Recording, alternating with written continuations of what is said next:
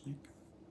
Hello, interest doers. I'm going to read a story about Patrick Picklebottom, Everyday Mysteries. In this chapter, the Mountain Rescue. The school cafeteria was buzzing with energy as it usually was on Monday afternoons. Monday was pizza day, the one day each week the cafeteria served something that the students actually enjoyed eating. Patrick Picklebottom and his best friend Claire sat down in their usual spot along the far side of the cafeteria, who put their trays down. Claire began energetically shaking salt and pepper onto her pizza slices. You really like your pizza like that? Patrick asked her in a mixture of disgust and disbelief. Claire mumbled, taking a big bite from the tip of her first toast. It brings out the flavor in the cheese. Whatever you say, asked Patrick answered, taking a bite of his own salt and peppermint slice. He looked out the window next to him. Through the icy frost, he watched as a light snowfall dusted the ground on the playground outside. I hope it snows a lot this week. My parents said that if it does, then we can go skiing this weekend. Fun, Claire said, absent-mindedly, more focused on getting the last few grains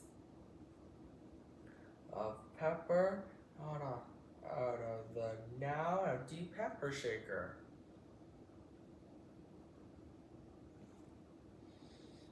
Turning away from the snow, Patrick noticed a large crowd was gathered on one of the tables near the middle of the cafeteria.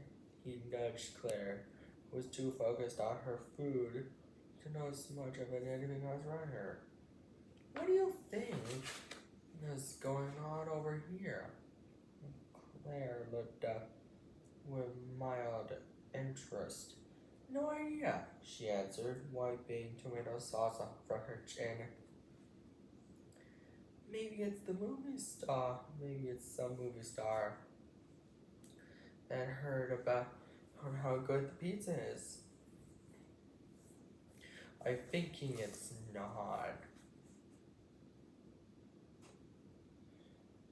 Patrick said, and then his curiosity getting better at him. He put the food down and went over to see what the commotion was about. At the center table, Roger Wigglesworth was holding court. I should have known, Patrick thought to himself. Roger was a smug, obnoxious student in Patrick's grade whose favorite hobby, other than picking up smaller figures, was bragging about himself and telling us wild stories about his heroics, much of which Patrick suspected were untrue. Patrick asked Larry Angstaple, one of the kids next to him.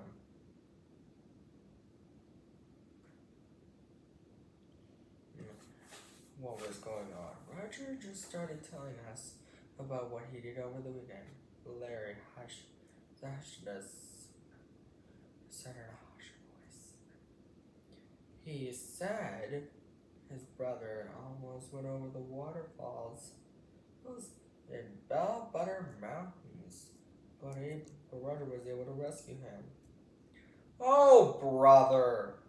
Patrick said loudly. Shh, Larry scolded. I want to hear this.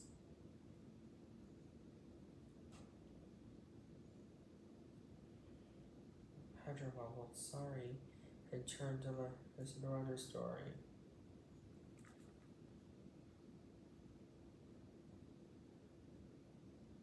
So we got on our horses and our guide led us out of the mountains.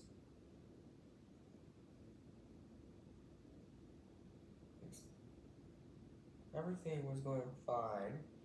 All of a sudden we heard a really loud bang around in the woods. I don't know what it was, but whatever it was, it really threw my brother Ward's horse.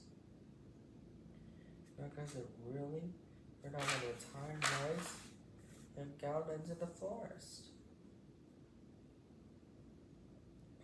My parents aren't nearly as good as riding horses as I am, so I get them back to my camp. And I took back to my horse. So why didn't I?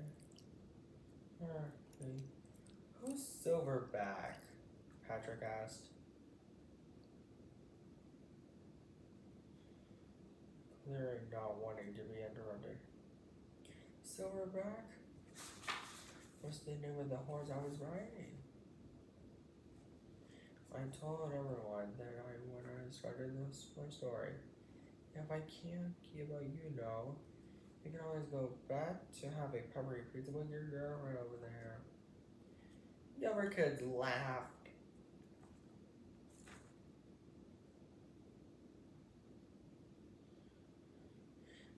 Claire's crush on Patrick was hardly a secret. She's not my girlfriend. Patrick shot back, but I got it. Silverback was the horse. Go on with the story.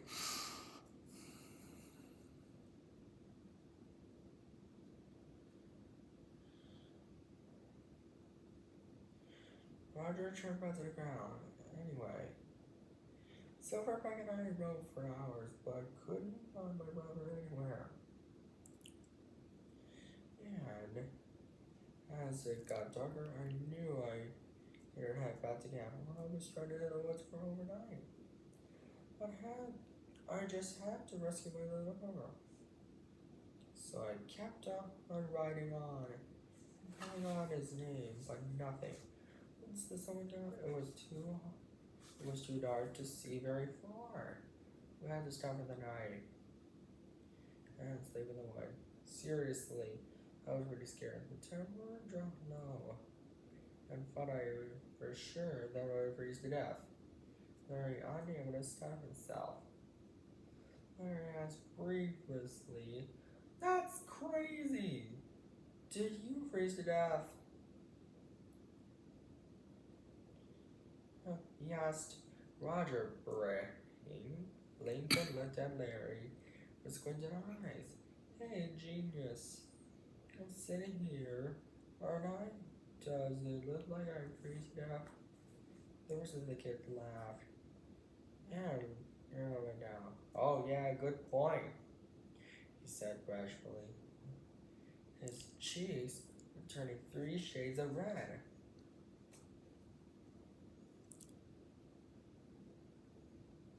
Roger shook him off and continued. "So no, obviously, I didn't freeze to death. Was that where I lay down to sleep?" I remembered that horses stay warm at the cold temperature. So I lay down right against her, and she kept me warm all the night. Next morning I was cold. Well, I was still very cold and hungry. But I couldn't find anything about any of that because I had to find my brother. Silverback and I could continue riding and made our way down to a river when I saw my brother's face behind near the edge of the water. didn't know if it had floated further out the river, or if maybe he had stopped. He had to get a break here and it fell off.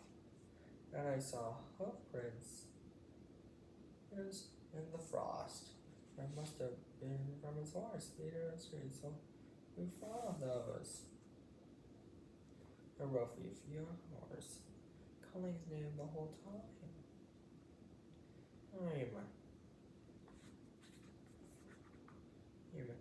I was starting to lose hope, thinking that I might not be able to find him when suddenly I heard his voice shout for help way off in the distance. Suddenly he was coming from the other side of the river, so I jumped off my back and ran into the water. I tried to swim to the other side, but the current was really strong and tried to pull me back. And I got along with him. That's where I saw my brother. When I got to the large rock,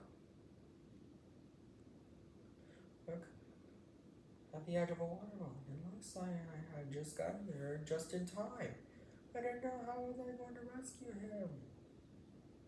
I jumped into the freezing cold water and tried to swim to him, but the current was too strong, so I got caught in the rock too. But I was still too far from Mort.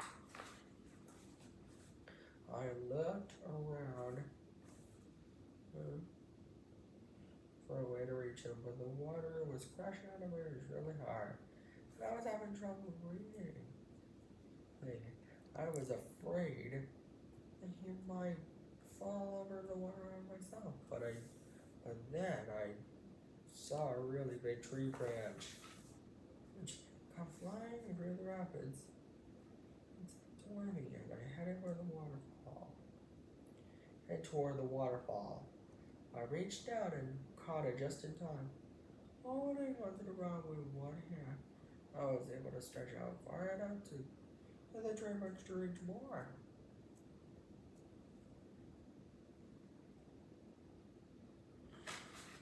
And now, to grab the other side, just as he was losing his grip on the rock. And they hammered the last time when he washed out of the falls. Luckily, I am a really good swimmer. And I was able to drag the branch of my brother out of the river, back onto land.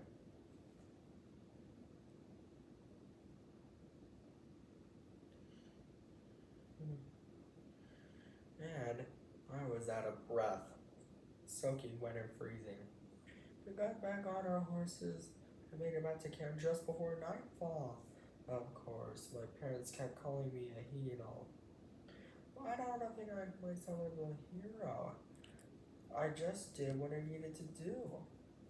Roger stopped talking and sat back, smiling at the other kids erupted in excitable conversation and congratulated him.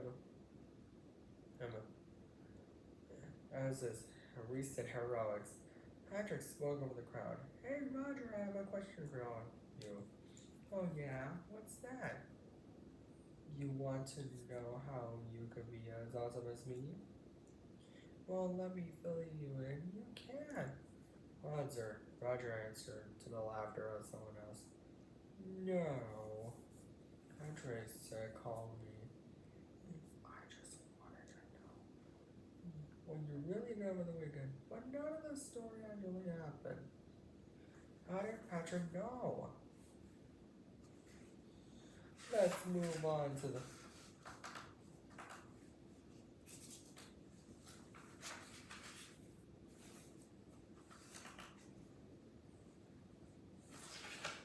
yes.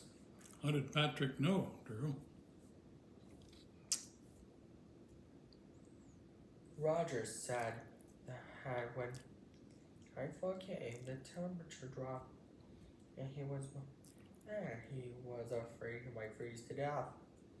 To survive through the night, he slept laying against his horse Silverback in Here she lay down to sleep, because horses stay warm in the cold temperature.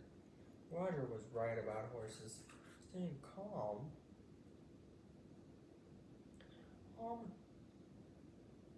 Staying warm in cold temperatures, but he was wrong about Silverbacks laying down to sleep. Horses sleep standing up, although the horses might lay down for short periods of sleep. Time less than an hour, not all night. And Roger claimed definitely not long enough for Roger to stay warm until the morning when Patrick went in the sound. Roger had no choice but to admit he must spin the story out. He was only gone to the horseback ride.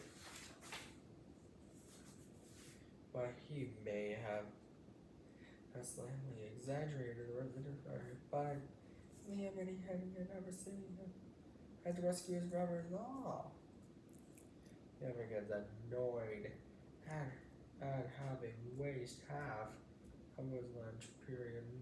So with the way that story abruptly turned and left Roger around and embarrassed.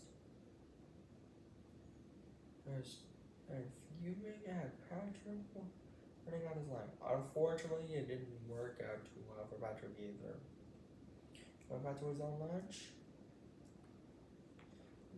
table to find her had not only all her slices of pizza, but he had devoured his as well.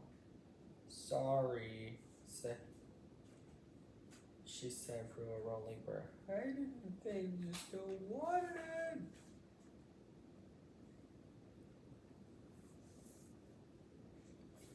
And I guess that's the end of the story.